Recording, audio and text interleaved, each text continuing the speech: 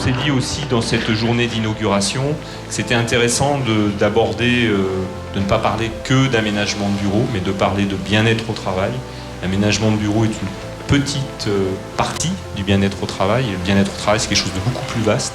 Et on s'est dit que c'était intéressant d'organiser une table ronde avec des spécialistes, des experts, pour pouvoir échanger, partager sur ce sujet. Oui, moi je dois vous avouer que j'ai été séduit, et c'est pas de la flagornerie gratuite, séduit par le discours de Jean-Louis Coston-Noble lorsqu'il m'a proposé d'animer cet atelier, parce que je m'attendais à devoir parler aménagement, bien évidemment, mobilier, fourniture, et de la bonne contribution du rôle essentiel, et peut-être unique, du mobilier de bureau et de l'aménagement pour le bien-être des salariés. Or, il m'a dit tout de suite qu'on était là pour aborder toutes les composantes.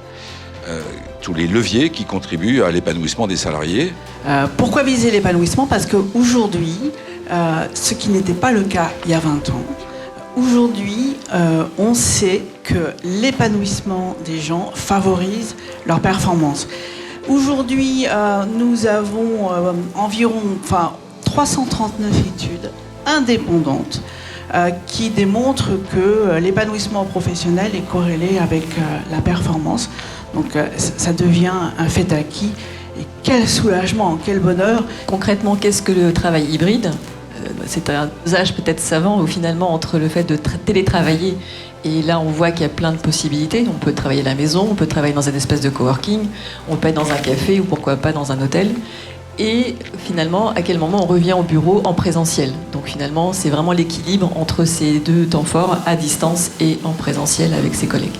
Nous, on dit souvent qu'il ne faut pas confondre le travail à domicile et le travail à distance, en fait. Donc, on a vraiment bien ces trois lieux de travail, et c'est ça le travail hybride. C'est le work from office, le travail au bureau, le work from home et le work from anywhere. Bon, alors là, il y a 2-3 chiffres avec des évolutions. 73% des gens aujourd'hui qui font du télétravail disent être bien installés. C'était 69% fin d'année dernière. Donc déjà, en quelques mois, il y a 4%. Je ne sais pas si c'est significatif, mais je pense que oui, il y a une évolution. Ça veut dire que les gens se sont préoccupés de leur espace de travail chez eux pour l'améliorer, pour mieux travailler. De même, les entreprises se sont un petit peu plus préoccupées, puisqu'on a 30% des entreprises aujourd'hui qui accompagnent leurs salariés dans l'aménagement de leur espace de télétravail, et c'était 25% il y a 8 mois. Donc une évolution assez significative. On peut aussi regarder le verre à moitié vide. Ça veut dire qu'il y a 70% des entreprises qui n'ont rien fait et qui ne font rien aujourd'hui pour accompagner leurs salariés en télétravail. Et enfin, 81% des personnes interrogées souhaiteraient un accompagnement, une aide de la part de leur entreprise pour s'équiper en télétravail. C'était 75% il y a 8 mois. Bon, les chiffres sont là, mais moi, il y en a un que j'aime bien, c'est vous passez 11,5 ans de votre vie au travail. Celui-là, il me marque, je le trouve très représentatif. Et ça pousse quand même à se dire, créons des endroits où on est bien pour travailler, où on se sent bien. Et finalement, ce qui est attendu des collaborateurs, c'est bien sûr un petit lifting du bureau. Donc on voit que beaucoup d'entreprises qui mettent des mobiliers design, de la couleur, plein de formes, voilà, donc que ce soit des ballons, que ce soit des chaises avec des lots, vous l'aurez peut-être vu tout à l'heure aussi dans le showroom.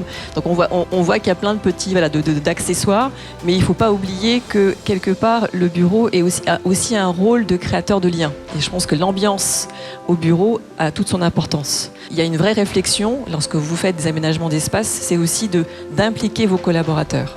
C'est vraiment, quitte à créer un comité QVT avec les parties prenantes, donc on met autour de la table les RH, la com, la médecine du travail, mais également des collaborateurs qui viendront aussi finalement vous donner quelque part une feuille de route, ma mission du quotidien, de quoi j'ai besoin pour que le bureau, comme Guillaume le disait, que le bureau s'adapte aussi aux missions qu'on va nous confier. Un des enjeux, c'est de donner envie aux collaboratrices, aux collaborateurs de revenir sur le lieu de travail après ce qui s'est passé.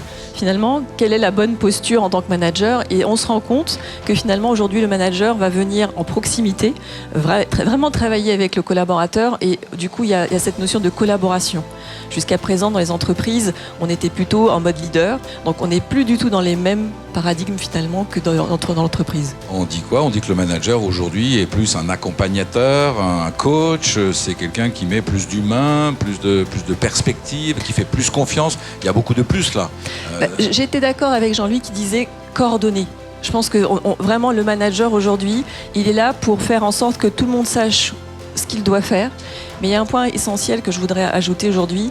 On est tous, on va dire, axés sur objectif, mais on en oublie souvent la vision. Le travail du manager, c'est quoi aujourd'hui? C'est d'aider quelqu'un à performer. C'est d'aider quelqu'un à performer et d'être là pour animer ses ressources en sachant qu'aujourd'hui, l'épanouissement est un outil fondateur de ça. C'est une très bonne nouvelle. Il faut comprendre que la qualité de vie au travail, c'est un processus d'amélioration continue. Ce que vous mettez en place aujourd'hui ne sera peut-être plus d'actualité dans 3 mois, dans 6 mois. Et ça veut dire qu'il y a une vraie adaptation à intégrer dans ce processus, mais j'insiste sur le fait d'impliquer vos collaborateurs. On va terminer par un tour de table sur votre ultime conseil. Oser le mode hybride, oser le bureau à la carte dont on parlait tout à l'heure. Le rôle de l'entreprise et des managers, c'est de veiller au bon dosage de manière à ce que tout le monde performe au mieux. Se retrouver, tout simplement. Le salarié, la collaboratrice, le collaborateur va avoir 2 lieux de travail, il va avoir 2 postes de travail. Un à la maison ou quelque part et un dans l'entreprise. Et dans tous les cas, l'entreprise reste responsable de la qualité de vie au travail.